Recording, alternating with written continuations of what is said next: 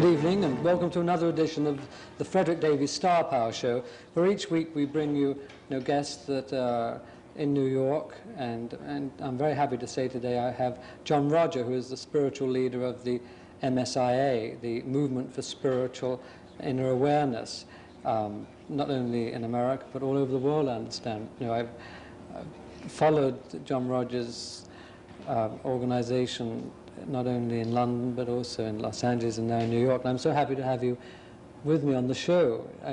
It's a great pleasure, and it's the first time that I've been able to find out more about the movement from you personally. How long has the movement been in being, from your point of view? From my point of view, Yeah. well, legally, as a recognized organization from state and federal governments, 1971. Prior to that, started out sort of like, from my point of view, in about 1958. 1963, it gathered momentum, and it's just been rolling since then. Was this when the things were revealed to you? 1963 was when it really, was dropped in and said, take a look. Prior to that, it was like going in and out, and I would say, oh, I think I see that, and it would disappear, and it would be back. So it was a method of consciously pursuing it and keeping your eyes open. I know a lot of the viewers have heard of MSIA, but maybe a lot of them aren't quite sure what the philosophy is behind it. Could you give us sort of a nutshell philosophy of your Well, I've movement? been, since 1963, attempting to do that with, just thousands of seminars, but if we were going to try to put it down in a few words, movement of spiritual inner awareness. And that is that each one is moving inside spiritually to gain an inner awareness, and that's fine, but then it's like how to get it out, how to have it work, manifest, assist others. But the philosophy is quite simple. Love God, love yourself, take care of yourself so you can take care of people around you, and don't hurt yourself and don't hurt others. And it's pretty much encompassed in that. Now there are all sorts of techniques to assist a person in that awareness that we would call inner and spiritual. When you started, did you actually start the organization yourself? Well, in the sense of defining, yes, but I think the organization in the sense of spirit's been going on for planetary existences. You happened to tune in, or did you feel that the organization tuned into you? Oh, 6 and 6. Yes. It's almost like we were a small miracle of perfect timing that happened coincidentally to appear at the same time and recognized that it was taking place and just did the vocabulary. Mm-hmm. Like this is this, this is this, this is this, and other people said, you're right, that's what I feel, that's what I'm doing. And we started just gathering as a mutual admiration society, like, hey, yeah, this is fine. And there was a tremendous euphoric feeling of love, of finally being able to look at somebody and say, my God, I love you, and they'd say it back and we wouldn't feel embarrassed. We really felt like to not say that would be a lie. So we had to say that because that was the truth. Do you think that the tremendous growth that you've had has been that it hasn't threatened anyone, it hasn't been negative against any other kind of philosophy? No, I think that a lot of the different philosophies would feel threatened, and they really should, for the simple reason is that they say, quote, we're the only way, or this is the only way, or that's the only way. And if you're not using their vocabulary terms, their way, then of course they would feel a threat. And we're pretty much ecumenical in as much as we say that we want to be involved in a total process of truth. And that total process of truth should be found here, it should be found everywhere, if those philosophies are indeed centered on truth. And if they're not, then we've sort of said, well, let's pass on that for now, and we'll continue doing what we're doing, and they can do what they're doing, and we sure do love you. Yes, that was one of the first things that struck me, in your movement, was that it wasn't negative towards any other organizations, where most other organizations tended to be very negative about all the others. Well, that's, to me, that's sort of a humorous approach, Fredric, for the simple reason is that I feel that God's no dummy, and I feel that we're all so darn individualistic, even in groups, that God through Spirit, or Spirit through God, formed all the groups and said, now each one of you have got a chance to grow with this philosophy in this group, and at some point you're all going to have to be involved in truth. And my point of view, if that's so, then why don't we just get there to begin with and continue manifesting that? And those that feel that we're doing it and can see that we're doing it would say, hey, I'm part of that also, even though I don't care to sit in your group. And we say, oh, well, that's fine. You don't have to sit in our group to be a part of truth. It's all over the planet. Right. So in your organization, in your seminars and your teaching things, what do you emphasize? Well, the big thing as we're teaching is that if there is a kingdom of heaven, and it's been promised to us by a lot of the sacred scriptures, and for myself, I'm convinced that that's true. I have my knowledge of it. Then if we have to die to collect, that may be too late. So why don't we find out while we're alive, and then we can straighten out anything that may be blocking us so we can reach the highest ascended point of consciousness that would be available to us according to our levels of ability. And so we teach what we call soul transcendence or soul travel, and that is by drawing all of your attention through what we call Surat Shabda, or attention to the sound of God, the Word of God, that energy draws up into the soul, and when that soul energy is gathered and we place our consciousness there, we become realized that we are sons of God, not in the physical sense, but in the spiritual sense, which to me is like the sense, or the truth. And at that point, we can then travel into the spiritual realms, and we find out that there's no death. All there is a different ball game and a different ballpark, and we get a chance to participate on so many levels. To me, it just becomes exciting. I get so enthusiastic with the spirit because it's not boring. It's always new and alive and coming, and I have all I can be not to be an evangelist, like going and dragging them off the streets, but I wouldn't want anybody to do that to me. But you can be evangelistic by people admiring you and following you because of your sincerity, can't you? I mean, there's another form of evangelism. Well, yes, Fredric, but I really don't want them to follow my sincerity because a person can be sincerely misguided.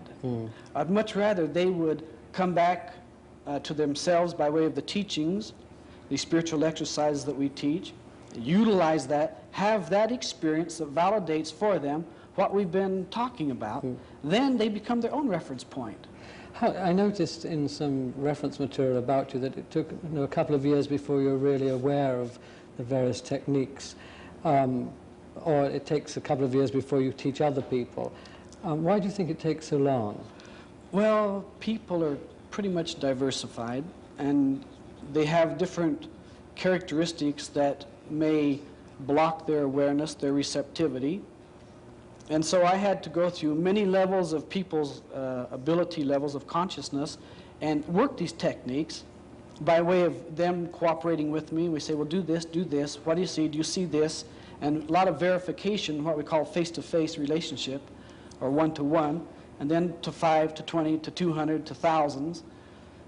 And I don't want anybody to believe what I say unless I have experienced that, unless I have done that, or I have a technique and I can't do it, but you can do it, and you can play it to me. And then they can do it, and then they can do it, and then we say, that's the truth.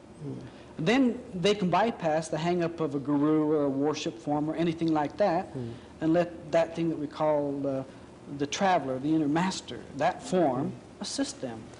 Yes, I noticed you think of yourself as a traveler, and often on a lot of the publicity you have the mention of the word traveler. Is this in a spiritual sense, that you actually travel on other planes? Well, it used to be that, but now it's also a world traveler because, because we're so worldwide. Right. But we call it a mystical traveler, a spiritual traveler, a light traveler. And of course, the thing, anytime you can take and identify by vocabulary, you get a chance to corrupt it. And I really, in a way, try to get away from all labels, like don't even call me a name, even though that's necessary, so I turn my head and see who they're talking to. Even a dog has a name. That it gives a person a chance to anchor their awareness on something so that they can use that as a springboard. What countries are you in now? I know you're in London, because I've been to one of your meetings there. Oh, yes. Well, it's, we have people in the movement traveling physically all around the world. We have centers in Australia and Japan and Africa, and of course England, and on the continent, and Canada, here in Mexico, as an example. It's quite diversified. It's really nice, though, that we have those people, because it gives me a good reason to travel and meet other people. And I have found an interesting thing. God's light is shining all over the planet in everybody. And it's just a joy to meet people. It's also true in one of your remarks that you've made in the past about that you're learning all the time, that you learn from everyone you meet. And I think that's so important for everyone to realize. Well, there's parts of me that are pretty dumb. And I work all I can to educate those. And even when I educate those, I find another part that's dumb, because I may meet somebody who needs that level to find somebody else who's just as dumb as they are, so we can feel at least a togetherness on some level. And then I work rapidly to enlighten that part. But the part that I work with mostly is that we call the soul, or the true spiritual form. Because from my experience level, this is the part that exists, that will never change in the sense of being destroyed, and that it's always moving to its own self-perfection through God. Have you found that the scientists are becoming more interested in the soul and spiritual areas, where before they were very negative about them? That is one of the neatest questions that I think you could have asked me, because I'm what we call really scientifically oriented, and in the sense of like God's skeptic. And my point of view is that, well, let's see the proof. You know, let's see something where I can say, okay, it's more than my illusion or hallucination or yours that we're going to live in. And so the scientists come into the movement, and they're involved in all sorts of levels. And they're finding that something happens in them when they've tuned to this light of God that all of a sudden opens another level that is still in the scientific realm. Well, soul travel is a science of the soul. And we have very precise set methods. And we say, do this, do this, do this, this will appear. And they say, oh, I don't believe it. And they do this, this, and this, and it appears. And they say, how about that? And we say, well, just give it a try, or work at it. Yes, the proof of the pudding is in the eating, isn't it? Oh, sure, sure. I think this is what's so good about your program, is that it does give the person a chance to see the proof by sort of repeatable techniques, doesn't it?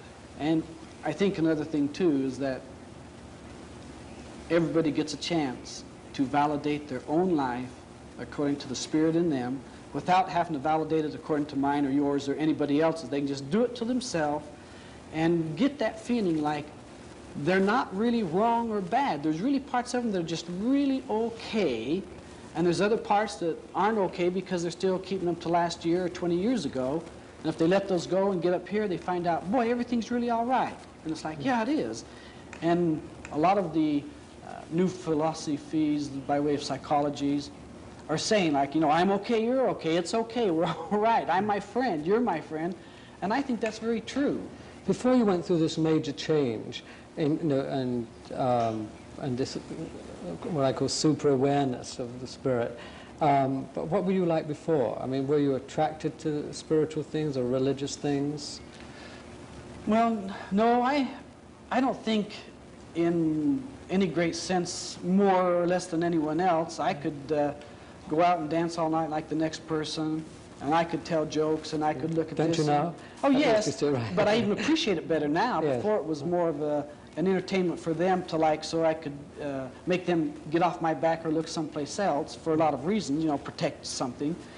And now I don't do it for that. It's like, I love you, I can share with you. There's no way you can hurt me, because in me, there's no place for your hurt. All there is my love for you. So no matter what they say, it's like, yeah, right. But I'm not idiotic. I mean, I'm aware that they have their pain and their suffering, and all I do is help them get in touch with that. Then by the mere process of living, that thing goes away. And the process of living is spiritual. What are your attitudes about people's suffering and people's pain? Do you feel that it's a necessary lesson that we have to learn, or do you think it's something that some karmic thing? I have a couple points of view on that. One is it's okay to suffer. Some people think it is, and I say, no, it's really fine. And I have had people very dear to me physically who have suffered from cancer and died, and they say, was that great? And I said, they'll never come back, because they're free from this world. They finally saw it for what it was, and they're free. And that pain that they got through that cancer, purified their consciousness because they couldn't take their body with them anyway. Then all of a sudden they look at it and they say, gee, then maybe that's great. And I say, yes, but don't promote it because there are easier ways and there are better ways to find the same thing without going to the pain. But I feel that we are either creating, allowing, or promoting everything that happens to us, including our suffering, individually and collectively. As I've got older, I've noticed how much importance passion is in life, which I would include pain and suffering and battle and war and arguments. And somehow I feel that even the soldiers that die in war, it might be somehow better sometimes to die in a very sort of passionate state than sometimes in a very vegetable state. You mean like to being in a war and dying that way? Yes. Well, I'm sure not for anybody vegetating, and I'm really not for anybody being killed in a state of passion, but I really am aware, and I'm really for a person consciously dying, so that they're not dying in the sense of, oh my God, I failed, I'm going to hell, but it's like, oh my God, I'm coming to heaven, I'm aware, I'm experiencing this, I'm in touch with it, and transcend it. And I'm all for, this approach of preparing for death for life. Or even suffering in their ambitions, if they can't achieve them, but they're at least struggling to get them in some way. Well, I sort of feel that could be an error in approach. That if a person's greed is much more than their need, then it's like, that's tough, because this may be all there is. And I think if we can come to the point where we say, this is it, and this is fine, and then take and utilize that to our highest degree of awareness, we've done it. What does MSI teach about ambition and goals in life? The goal is to transcend the limitations of the body, mind, emotions, to find that great awareness of soul. Once we've found that, there is no ambition, because it's a complete state of ecstasy, and it's not a Pollyanna world of letting down, it's one of maintaining and making things better than when you got them, so whoever comes behind you doesn't have to clean up your pollution. There's some more peace of mind, possibly, through that.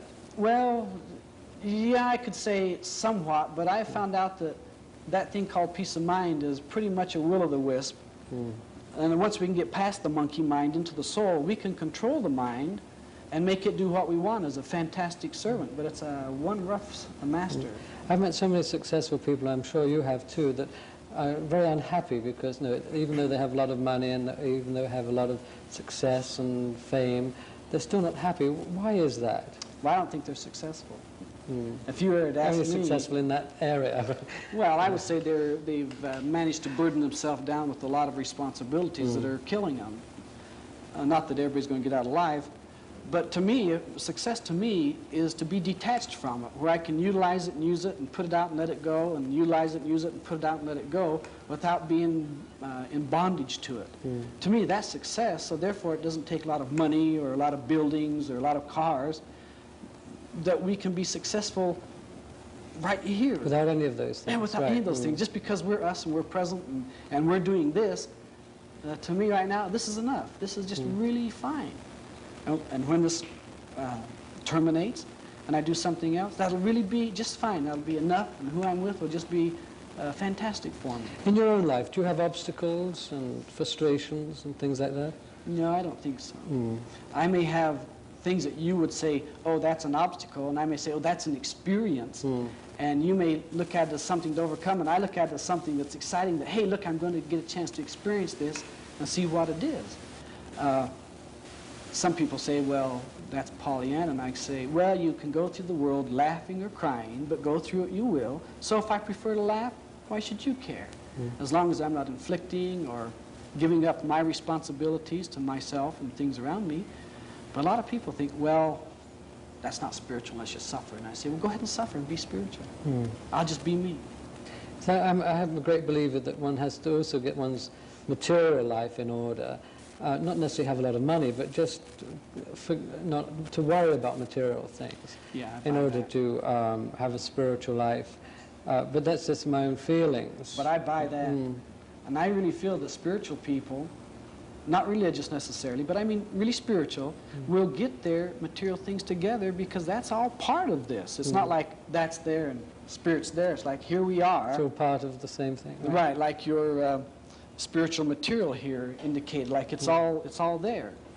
And yeah, I agree. Yes, the tarot card that we use on the show is the charioteer, which is one's ambitions. But why I have it on the show, it's one's spiritual ambition as well as one's material. We tend to either get too spiritually involved and forget the material, or we get too material and forget the spiritual. It needs to be a little balance. I think they have to really be put together, that your goals materially must also be spiritually, and your spiritual goals must also have material base. Or you end up being freaky, or a fanatic off there, or a rebel off there. Maybe radical, but what's wrong with being radical? You know, that's necessary to make things come about in a new approach, but not necessary to usurp it. What's your future thoughts of the world and, well, not only the world, but the universe? What are your it's out there. Your plans and your thoughts? Well, I look at things again from that radical point of view, that man has become too selfish in the sense of material things, and that as we come into shortages, we learn to utilize it, and we start sharing, and we start finding the compassion of other people, and we start empathizing with their lack. And when we start seeing that living love of God in all things, and we see it being hungry, we feed it and we share with it, so that we're not really garnering or holding off. And I feel that we really have a responsibility worldwide to all things. I call it spiritual ecology. Yes, right.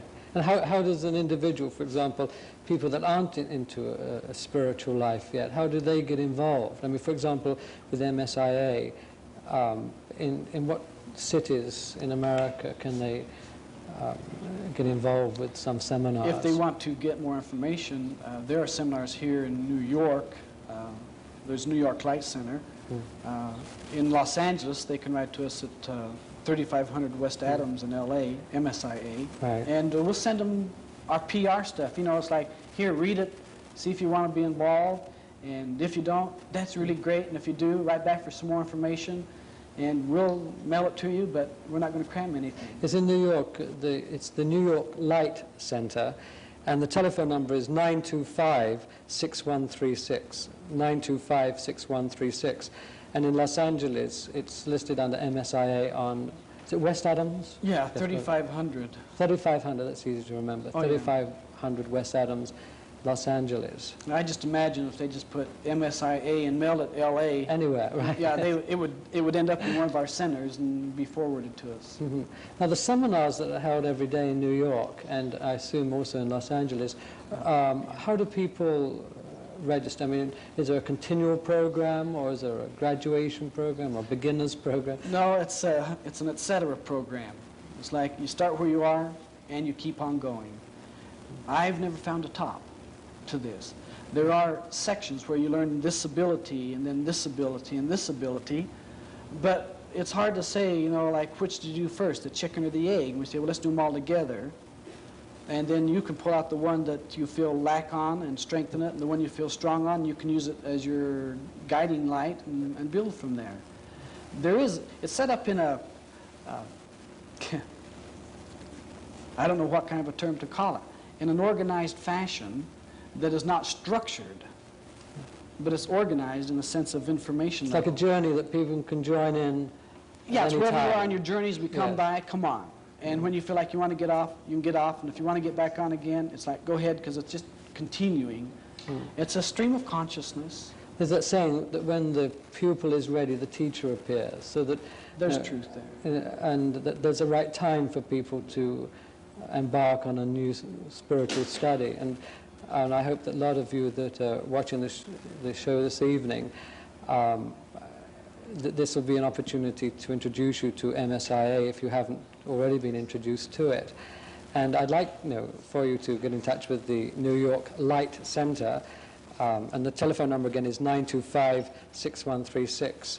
And I hope that a lot of you will have another opportunity to meet John Roger in person, and a lot of your associates, not only in New York but in other parts of the world. They're all beautiful people. Right. They really are. And well, thank you for appearing on the show, and I wish you good luck on your travels, both on Here and there. here and there. Right. Goodbye, and thank you again for watching the Fredric Davies Starpower show. Good night.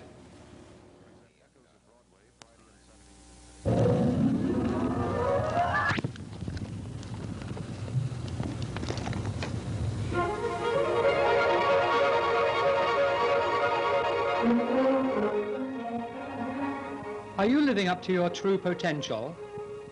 It's hard to say unless you know yourself and know what the future holds in store for you. Knowing yourself can pay off in peace of mind, more love in your life, and improved careers, with more money and personal happiness. How do you get to know yourself better? Well, the best way is by going back to the beginning, when you were born, with a natal horoscope that analyzes the position of the planets at your birth time and the forces that affect your life. Financially, your home environment, love life, marriage and children, hopes and goals, occupation and career. Normally, this takes a certified astrologer hours of painstaking study, but in this age of Aquarius, we can do this much faster and with the greatest accuracy by computer.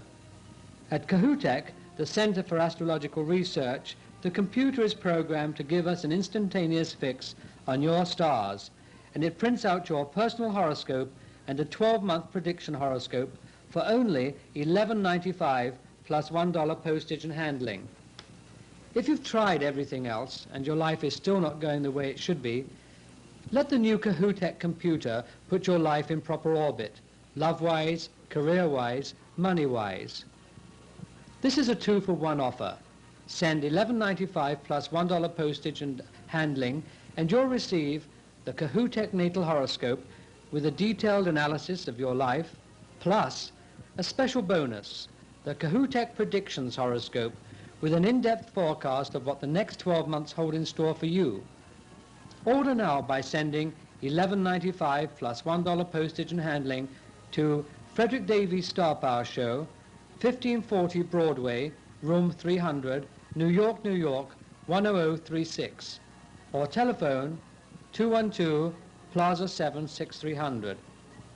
Order your computer horoscope now by sending $11.95 plus $1 postage to Fredric Davies Starpower Show, 1540 Broadway, Room 300, New York, New York, 10036, or telephone Plaza 7 6300.